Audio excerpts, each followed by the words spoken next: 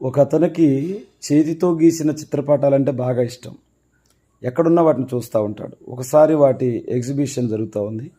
అక్కడికి వెళ్ళినప్పుడు చాలా చిత్రపటాలు ఉన్నాయి, కానీ 2 పటాలు ఆయన ఆకర్షించాయి. ఒక పటంలో ఒక గంభీరంతో కూడిన ఒక మనిషి బొమ్మ ఉంది. చాలా హ్యాపీగా సంతోషంగా ఉన్నట్టు.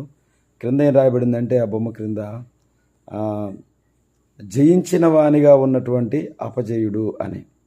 మరొక చిత్రపటం ఆకర్షించింది. ఆ చిత్రపటంలో ఏంటంటే ఓడిపోయిన వాడిగా, చనిపోయిన వాడిగా కనపడతాడు.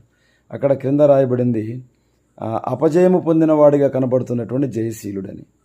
వీటి స్టోరీ ఏంటని తెలుసుకోవడం ప్రారంభించాడు. అది లూకాసువార్త 12వ అధ్యాయంలో ఆ జయించిన వాడుగా ఉన్నటువంటి ఆ గంభీరమైన వ్యక్తి ధనవంతుడు. భూమి మీద అన్ని సాధించినట్టుగా ఉన్నాడు, కానీ మరణించి పాతాళానికి వెళ్ళిపోయాడు. ఓడిపోయినట్టుగా ఉన్నటువంటి ఆ బొమ్మ యేసుప్రభు శిలువ. ఆయన సమస్తాన్ని జయించి లోకాన్ని రక్షించాడు.